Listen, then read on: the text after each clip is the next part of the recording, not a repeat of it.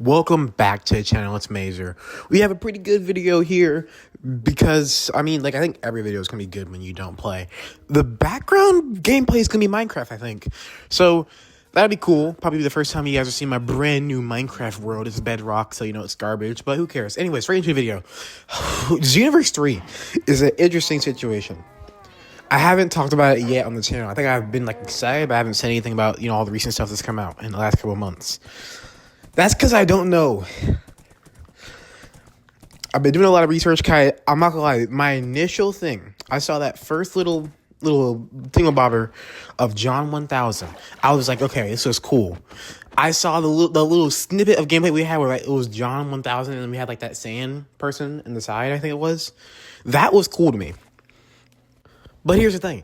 I think the game doesn't look good once you start seeing actual gameplay. But I say good, I mean it's not my cup of tea. I don't know if it's a bad game so far, but it has a lot of clues that makes me think this game's not going to be quite good. Okay, let's just start off by how it's different from Xenoverse 2 and 1, I guess. Starting off, the camera's a little different here. The camera seems a little less dynamic. It seems a little bit more locked in place, but also it seems there's a bigger focus on having more cinematic moves. That is also apparent. I think combos overall seem more cinematic. We have a couple combo variations. They're cinematic, although I feel like they all kind of end in similar ways. They all seem to be knockbacks, which is not great. Because in Xenoverse 2, you have combos where it's a knockdown, knockback, and sometimes the knockback is shorter or longer, which gives you opportunities to do different things in between. I'm not going to go as far as to say that we are limited in options, but we're probably limited in options. I feel like a lot of skills will just not make the cut in the game because the game isn't going to be built for as much combo variety. Remember, guys, I don't know if you guys know this, but there's this move in Xenoverse 2 called it's called a thrust. It's thrust or beam or whatever trash. It's literally just you shooting a beam straight down, and it pushes you up, but it also pushes the opponent up once they get hit with the beam. It's a good combo super, but it only exists because it's meant to be used as a combo. It's a very basic move. I don't think it's even in the anime or manga. It only exists so you can do a combo with it. I don't think Xenoverse 3 is going to be having moves like that. I think we're going to see a very smaller move list. It won't be small, but it's going to be smaller. We're definitely going to be missing out on a lot of skills that we could have had if the game had a bigger focus on combo potential. Another reason why I think they're not going to focus too much on combos is actually the RPG-ness of it all. The way they are showcasing levels, it reminds me of JRPGs. It really does. It reminds me like those type of games. You get into this open-ish area, you're leveling up, you're being on these enemies, especially the way it's in waves. Oh my goodness. And the Kakarot inspired way there's mob enemies and you can attack them with a big ultimate. That is textbook Kakarot. Kakarot is a JRPG. And I might add, I didn't care too much for the RPG elements. I'm not gonna lie, that game, I didn't care for the RPG. Xenoverse 2 was an RPG as well, but I think they had a better balance in terms of gameplay. Xenoverse 2 to me is my favorite RPG just because it was just that fun to play. We'll get into that more in a little bit, but it's reminiscent of Kakarot's style of RPG gameplay, where it's kind of you get into an area, you beat up these dudes, and you use your ultimate only to beat up a wide variety of dudes, and then you just kind of rinse and repeat. Everything's times, because the whole idea is that you're managing all these knickknacks and doodads and give a dog a bone. It's a little less anime, but it's a little more JRPG, which is different from Xenoverse 2, because Xenoverse 2 had RPG elements, but the whole point was you to live out your Dragon Ball dreams, be a Super Saiyan, be a Boo Race, be a Frieza man, and then just do what you want, which made balancing kind of take a toll. But we'll get to that in a little bit. We're going to talk about gameplay, because remember, I promised that, right? Xenoverse 2, if you haven't played the game, I don't know how best to describe it, but it feels like you have a lot of control over what you do. It's a 3D space. You can go up and down, left and right, any diagonal. You feel like you're in control. But also, when it comes to, when you press a button, say you press square or X. Sorry, square or triangle. when you press that button, it does is like an attack. Either does a light or a heavy. What's good about the game is that the attacks have different animations, and sometimes you can block, sometimes you can cancel. There's like a lot of there's like little in between moments where like you can just like randomly stop pressing a button and press a skill real fast, and that'll be like a genuine combo. Like if you know when there's gonna be a moment, that's where you get the combo. These are usually like these breakpoints, I will call them, are usually where like you're supposed to use a stamina break, but you can also use a move. I don't know if that's in the game still. I think it might still be, because I think there's I think there's like a key break situation thing that's going on. I think, because I remember there's no grab anymore, so it's kind of like a way to break guard, which isn't the same, but I don't know the details. I'm sure it's going to be similar to stamina breaks though, but if it's not, that's a pretty big deal, because that kind of ruins the flexibility you have in the game. And unfortunately, I feel like when they made the game, they already realized that mistake. And instead of trying to emulate Xenoverse 2 more, I think they just did another poo-poo shenane moment where they added like a whole lot of health gain from like going Super Saiyan.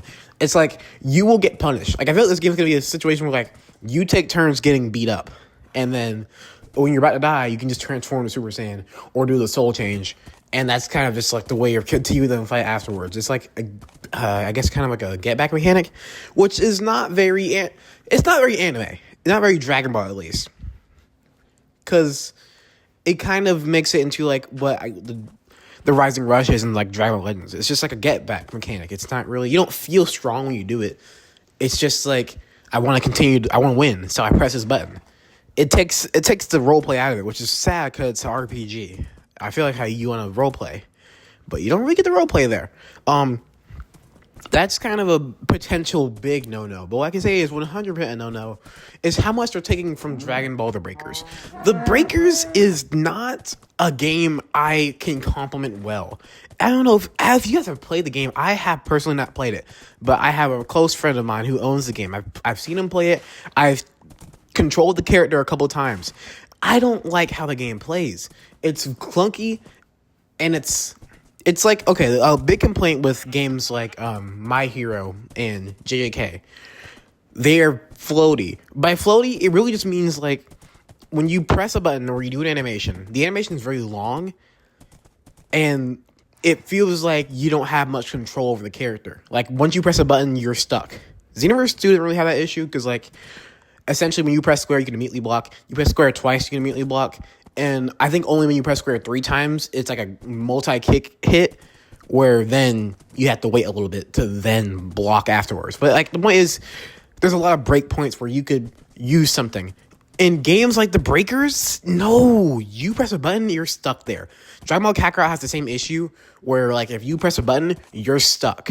Every once in a while, you'll get a chance to block. It's not as bad as The Breakers or like JJK, but you have to sit there, and it's going to be long animations. It's not made for you to make quick decisions. It's made for you to wait for the exact moment for you to press square and spam square until you can do a full combo. It's not as fun. You're just waiting for the chance to auto combo, essentially.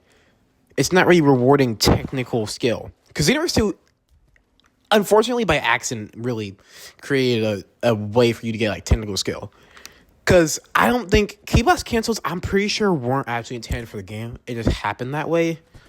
And there's a lot of other stuff. Like, if you just research the meta of Xenoverse 2, you'll see like a lot of stuff that's clearly not meant to be in the game, but works because they didn't really care about the meta that much. But it ultimately made a more technical game. Like, there's like a skill difference you have to kind of close to be a top tier player. But I think in Xenoverse 3, we're looking at a more beginner-friendly game where, like, you don't need skill as much as you just need to know how the game works, which is not exactly what I consider fun in the long term, because, like, what's going to be different from a year one player of Xenoverse 2 versus a 5-year player? As in, like, you played the game for a year, and someone else plays the game later, and you've technically been playing for like 5 years now. This person's been playing for 1 year. The point is, you will probably be playing the exact same. It doesn't look like there's much variety and much evolution that can be done. That's kind of not a great thing. And that's just all based off of looks. So once again, this is kind of why I put off the video for even this long, because I'm basing this off of what I've seen. Because originally, I think if I made this video like even just like a month ago, I would have said, "Oh, there's no combos." There are combos, but what I can say is that there's not actual diversity in the combos. You can press different button inputs to get different things to happen, but the different things all end the same. So it's different visually, but not like gameplay wise, which is not, I don't think, the soul of Xenoverse 2. Xenoverse 2 wasn't always just about having a lot of options. It was about having a lot of options that felt important. In Xenoverse 2, I have a situation where I have 3 bars of key. I could do a normal square input combo. I could play the whole entire animation out to get to max strike damage. Then I could use a Kamehameha to end it off. Nice little simple combo. Or I could do 3 lights into a stamina break. Then I'd do a triangle combo, which is a knockdown, which I can then have it stun into an ultimate. That would be good. And of course, it depends on what ultimate I have and how I'm feeling like ending the match. The point is, every single thing I do, there's a reason for it. But I think in Xenoverse 3, there's going to be a situation where it's just like, there's not really going to be anything to do. It's just going to be like a simple, press these buttons, do whatever. There's not going to be like a thought process of what should I do. It's just going to be very straightforward. Not exactly creative. Which is unfortunate because Xenoverse 2 is kind of it's always been about creativity. It's always been about like expressing your Dragon Ball fantasy. It's fan service the game. Xenoverse 2 really is the backbone of Dragon Ball fandom entirely. It sounds crazy to say, but it's true. If you don't actually no, if you watch YouTube videos, you know a lot of what kept the Dragon Ball fandom alive after Dragon Ball Super ended. It's all these YouTubers who make these little what if stories about what you would do, blah, blah, blah. Xenoverse 2 is a way for you to live that out. When you make it a little CAC, you can make your own little character. Personally, me, you already know I'm going to be a nice little black Saiyan. I'm going to have a nice little pompadour. Oh my goodness, pompadour. It's going to be the whole shebang. I might even make a couple of presets. One is going to be Superman. One's going to be Gojo or something. Depending on how creative you can get, I might try to make a cool character from something else. It really just depends on the customization stuff. And you get to fight whoever you want. You get to make your own little lore. Because it's fan service. You just feel so cool. It's like you're watching Dragon Ball Heroes, but it doesn't suck. That's really what the spirit of Dragon Ball Xenoverse 2 is. Because, I think a while ago, I made a lore accurate Gogeta. Because essentially, Gogeta's best skills were, separated into different Gogeta variants. So I literally just made a build to make the best Gogeta possible. It was horrible, but it was fun because, God, it's just awesome. Xenoverse 3, I think we're going to be limited in a lot of those ways. Especially when you have a situation where it's like, hey, you can totally do this thing where, you can do other people's skills. You can use Goku's fighting style, Vegeta's fighting style. That could be fun if they take the time. This is where it's more speculative. Oh my goodness, words. This is where it's more speculative because I don't know what they're doing in that kitchen. If they can give us some very unique styles of combat for every character, I'll take back almost everything I say in this video because I'm talking about variety. If they can do that, I can shut up because they've clearly overshot me by a mile. Then I'll only complain about how the animations are and how it's not technical anymore. But if there's a lot of variety and just how characters move, you might have me. Especially if you can change your fighting style post create a character. That is actually a mind-blowing ability where I could do whatever I want. Because here's what I'm thinking. This game, if they want it to be a big success, I'm talking they want it to last a decade like Xenoverse 2 did. They're going to need to make a lot of fighting styles. Goku, Vegeta, Trunks, Piccolo, Frieza, Boo. And then once they get through all of the main Z fighters, they'll probably just have a human fighting style because I feel like that's kind of how it's going to do. Honestly, they could do a Turtle Hermit fighting style. That would be more interesting. At least for a naming convention. But more importantly, I'm getting it. There's a lot of cool fighting styles in the anime that are worth different fighting styles. Ultra Instinct's fighting style. That is enough to warrant its own fighting style. Don't just say Goku. Give me Ultra Instinct fighting style. That would be cool.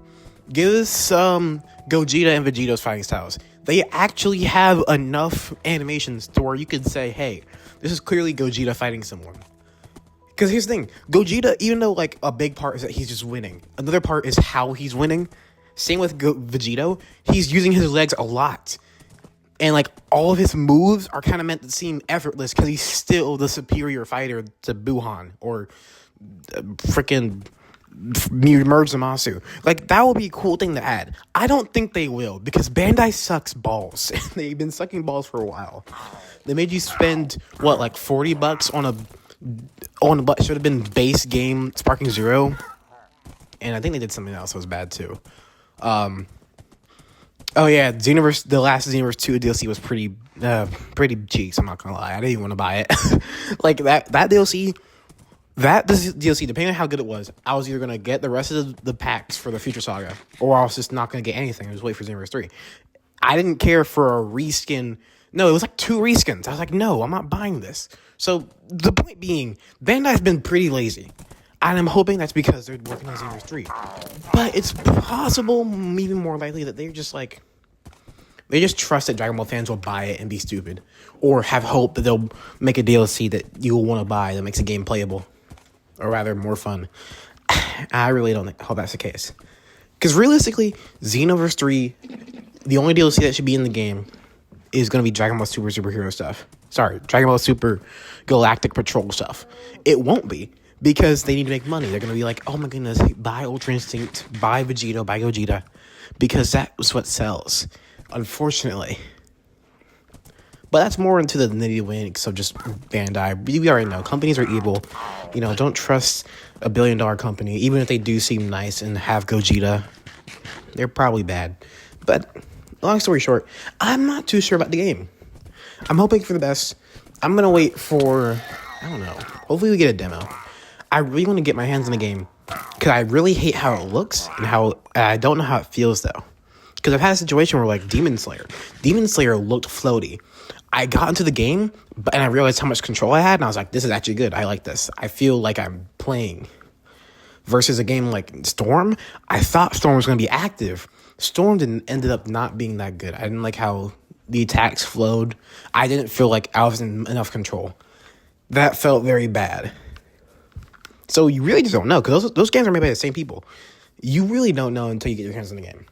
It really depends. Well, technically, I would know if I had, like, you know, the data. Like, if I knew what I could actually input, that would be great. But that's kind of nerd stuff. So, long story short, could be a good game, could be bad. And I'll probably end it here. You know, you don't need a long video. So, chew up on that. Comment down below what you guys think about Xenoverse 3. I'm technically more on the side of concern, but I'm not fully hating on the game yet. So let me know if you guys are hating it, loving it. You're still excited. See you guys next one, and Chimichanga.